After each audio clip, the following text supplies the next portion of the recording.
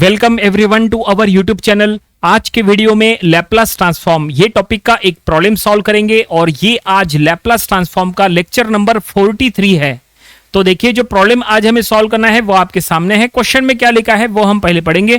Question में लिखा है find the Laplace transform of the following function. देखो यहाँ पे फंक्शन क्या दिया है, F of T equal to sine T 0 less than T less than pi and 0 T greater than pi. तो चलो हम ये प्रॉब्लम सॉल्व करेंगे और ये प्रॉब्लम सॉल्व करने के लिए आपको लैपलास का स्टैंडर्ड डेफिनेशन और इंटीग्रेशन के कुछ एक दो फार्मूलेज पता होना चाहिए। वैसे फार्मूलेज हम यहाँ सब आपको बताएंगे ताकि आपको पूरा समझ में आ जाए। तो चलो ये प्रॉब्लम हम यहाँ पे सॉल्व करेंगे। बहुत ही सिंपल प्रॉब्लम है, ज्यादा डिफिकल्ट नहीं है। तो सबसे पहले गिवन फंक्शन हम यहाँ लिख लेंगे। गिवन फंक्शन देखो क्या दिया है, गिवन जो फंक्शन है वो हम यहां से कॉपी कर लेते हैं और वहां पे हम लिख लेंगे।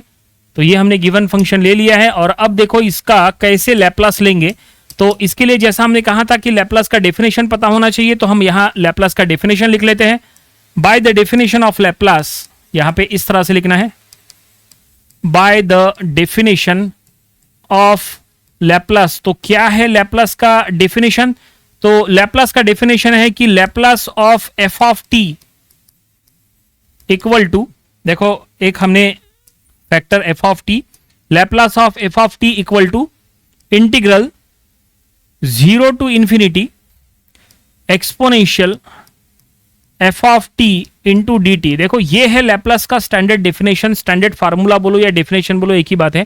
Laplace of F of t, Laplace means three things, integral, exponential, factor. जो एफ ऑफ टी बाहर है वही एफ ऑफ टी अंदर है, ठीक है। तो अभी जो हमें फंक्शन दिया है उसमें दो एफ ऑफ टी है, एक है साइन टी और एक है 0। साइन टी के लिए ये लिमिट है और 0 के लिए ये लिमिट है। तो चलो हम ये इंटीग्रेशन को स्प्लिट करेंगे।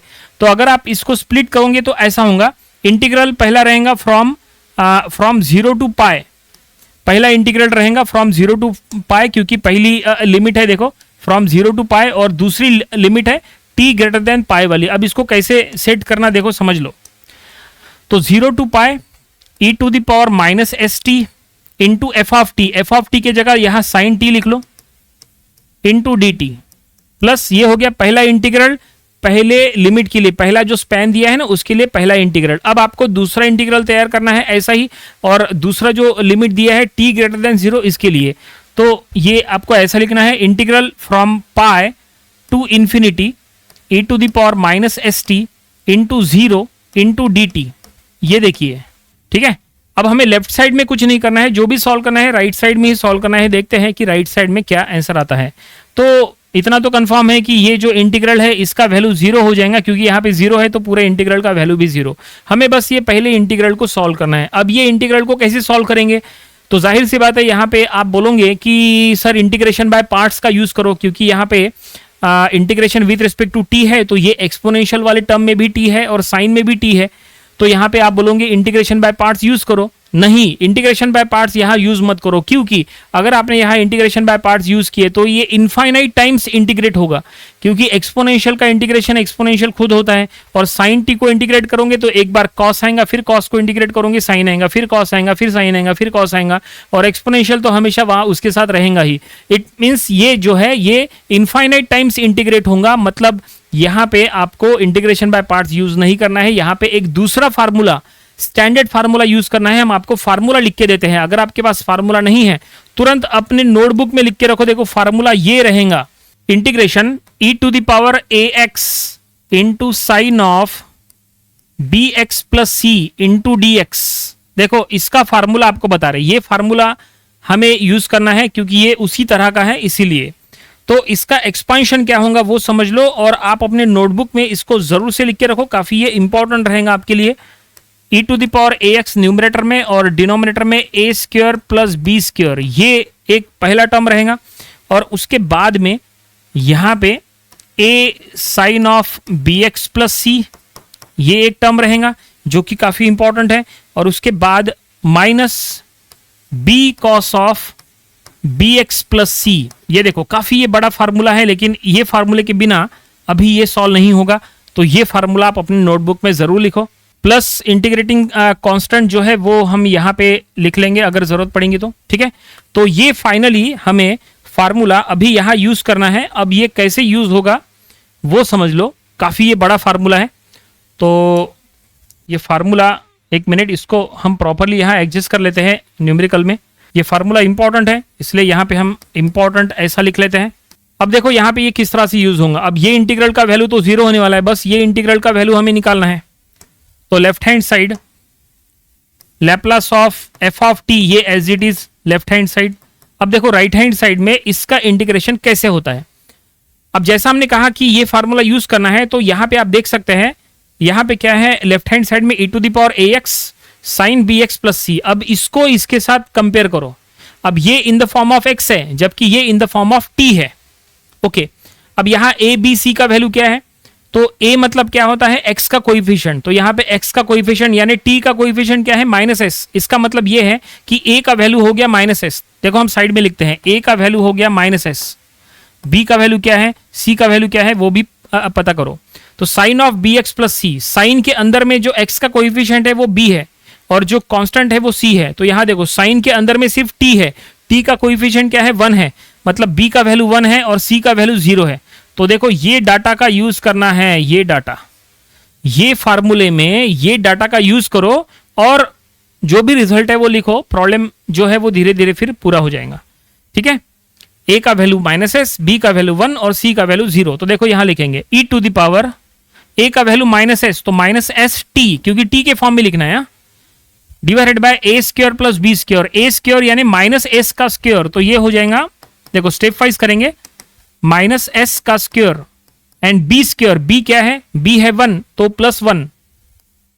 ठीक है, और ये ब्रैकेट के अंदर अब क्या है, a sine bx plus c, तो a का value -s sine bx, b का वैल्यू 1 x और c का वैल्यू 0, तो ओनली साइन x ऐसा लिखेंगे तो भी चलता है, ओनली x माइनस b यानी 1 और into cos of bx plus c, b का वैल्यू 1 ओनली x, बस ऐसा।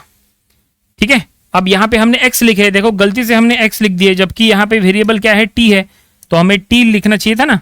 देखो जल्दबाजी में मतलब पढ़ाते पढ़ाते जो है इंसान भूल जाता है, ऐसा ही हो गया वो। तो यहाँ पे इन द फॉर्म ऑफ t होना चाहिए, देखो हर जगह हमने t लिख दिए। ओके, तो ये हमने फाइनली फार्मूले का यूज किए तो ऐसा आया। और अब यहाँ पे लिमिट पुट करो, लिमिट है 0 टू पाई, तो लिमिट यहाँ पे पुट अप करना पड़ेगा। ठीक है, तो यहाँ पे लिमिट दे देंगे फ्रॉम 0 टू पाई।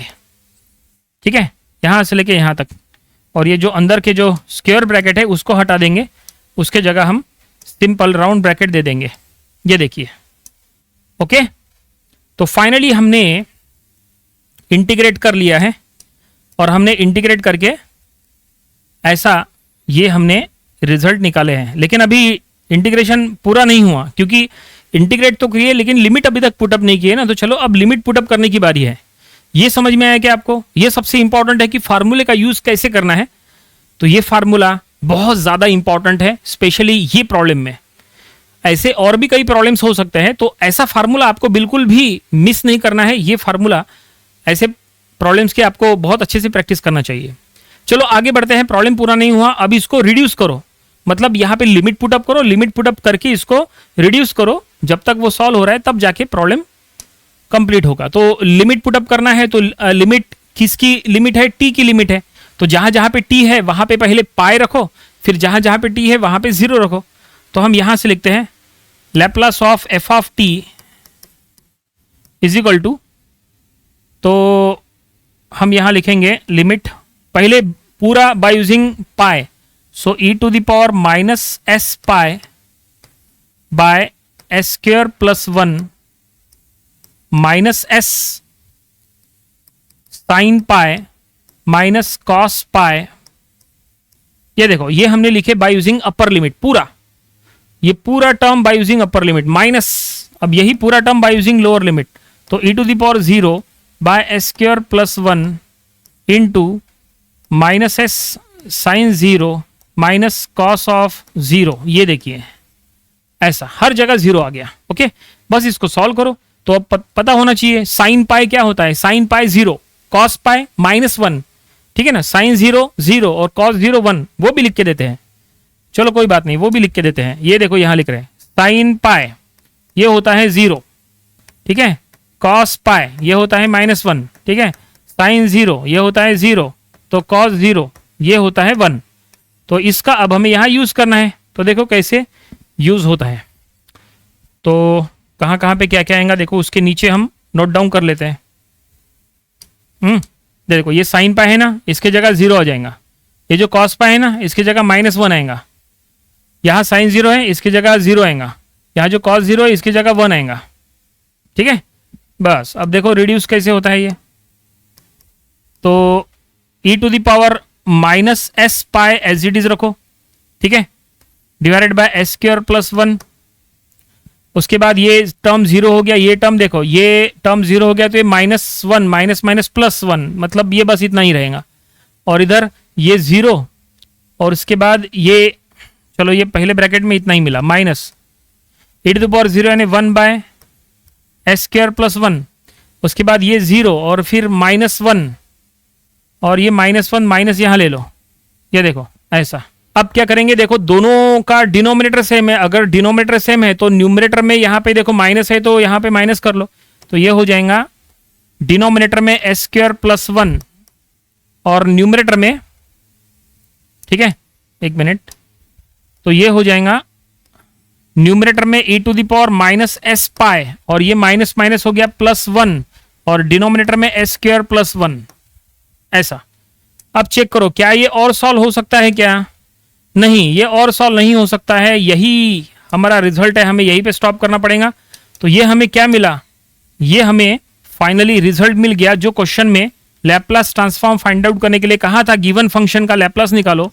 तो हमने गिवन फंक्शन का लैप्लास निकाले, ये रिजल्ट मिला है। देखो और सॉल्व नहीं हो सकता। थोड़ा सा रिड्यूस कर ले, थोड़ा सा छोटा कर लेते हैं ताकि ये एक सिंगल स्क्रीन में आ जाए। तो देखिए सिंगल स्क्रीन में ये आ चुका है और ये पूरा सॉल्यूशन आपके सामने है। देख सकते हैं कैसा हमने सॉल्व किया है। सबसे पहले हमने लैप्लास का डेफिनेशन लिखे और डेफिनेशन में हमने लिमिट के अकॉर्डिंग यहाँ पे इसको स्प्लिट कर दिए और पहला फंक्शन रखे, दूसरा फंक्शन रखे, और फिर दूसरा फंक्शन तो 0 हो रहा है। पहले फंक्शन में हमने ये फार्मूला यूज किए और फार्मूले में हमें ए बी सी ये पुट करना था, वो हमने पुट किए और हमने इन द फॉर्म ऑफ टी यहाँ पे लिख लिए और फिर उसको रिड्यूस किए धीरे धीरे और यहाँ तक सॉल्व हुआ और आगे सॉल्व नहीं हो रहा है तो हमें यहीं पे स्टॉप करना पड़ेगा। ये फाइनल आंसर है और प्रॉब्लम यहीं पे कंप्लीट हो गया। आई होप आपको ये पूरा प्रॉब्लम हर एक स्टेप आपको समझ में आया होगा, कैसे हमने फार्मूला यूज किया है। ये प्रॉब्लम अब आपको अपनी प्रैक्टिस बुक में जरूर से सॉल्व करके देख लेना चाहिए। तो ये था लैप्लास ट्रांसफॉर्म, ये यूनिट का आज का लेक्चर नंबर 43। इसके पहले के लेक्चर्स में हमने इसके जितने प्रॉब्लम्स लिए थे वो भी आपको स्टडी कर लेना चाहिए और इसके आने वाले दिनों में हम इसके और भी नंबर ऑफ प्रॉब्लम्स कवर करेंगे ताकि इसकी और अच्छे से प्रैक्टिस हो जाए। तो मिलते हैं नेक्स्ट वीडियो में। Thanks for watching this video.